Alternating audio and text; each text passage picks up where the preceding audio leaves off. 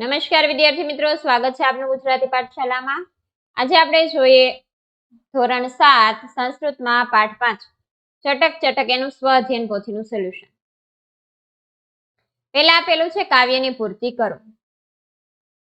વિહરસી વિમલે વિપુલે ગગને નાસ્તિ જનઃ ખલુ વારિતા માતા પિત્રા વિહ મમ ન સ્તઃ એકાકી ખલુ ખિન્નોહમ એહિ સમીપમ ચિવમ ચિવમ મિત્ર દદામી તુભ્યમ બહુ ધાન્યમ। પછી નીચેના પ્રશ્નોના ઉત્તર લખો। 1. ચટકા કુત્ર નિવસતી? ચટકા નીડે નિવસતી। 2. ચટકા કિમ ખાદતી? ચટકા મધુરાણી ફલાની ખાદતી। 3. ચટકા કુત્ર વિહરતી? ચટકા વિમલે વિપુલે ગગને વિહરતી। 4. બાલકઃ ચટકાએ કિમ દદાતી? બાલકઃ ચટકાએ બહુધાન્યમ દદાતી। 5. ચટકા કથમ કૂજતી? ચટકા ચિવમ ચિવમ કૂજતી। ખાલી જગ્યા પૂરો। 1. અહમ ધનમ દદામી। 2. વૃક્ષઃ પુષ્પમ દદામી।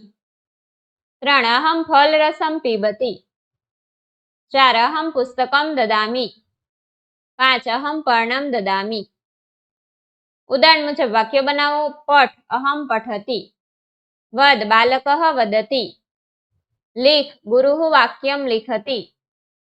પીબ ચટકઃ નિરમ પીબતી। ગચ્છ અહમ ગચ્છામિ। પછી છે નીચેના વાક્યોને સંસ્કૃતમાં લખો। પક્ષી આકાશમાં વિહરે છે। વિહગ ગગને વિહરસી। વાંદરો ઝાડ ઉપર રહે છે। કપિહિ વૃક્ષે નિવસતી। હું મધુર ફળ ખાઉં છું। અહમ મધુરમ ફલમ ખાદામી। કોયલ મીઠું બોલે છે। કોકિલઃ મધુરમ વદતી। બાળક મેદાનમાં રમે છે। બાલકઃ ક્ષેત્રે ક્રીડતી। નીચે આપેલા શબ્દો માટે યોગ્ય સંસ્કૃત શબ્દ કૌંસમાંથી શોધીને લખો। ચણ તો ચણકમ, પક્ષી વિહગઃ, આકાશ ગગનમ, પાણી નીરમ, વિશાળ વિપુલમ, દુઃખી ખિન્નઃ, સંતોષાપ્તોષય। ફરીથી ઉદાહરણ મુજબ વાક્ય બનાવો।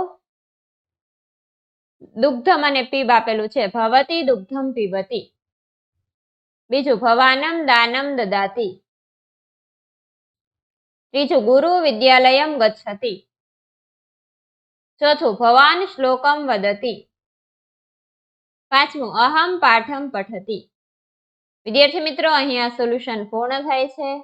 જો તમને વિડીયો પસંદ આવ્યો હોય તો વિડીયોને લાઈક કરજો અને અમારી ચેનલ સબસ્ક્રાઇબ કરવાનું ભૂલતા નહીં। વિડીયો જોવા બદલ આભાર।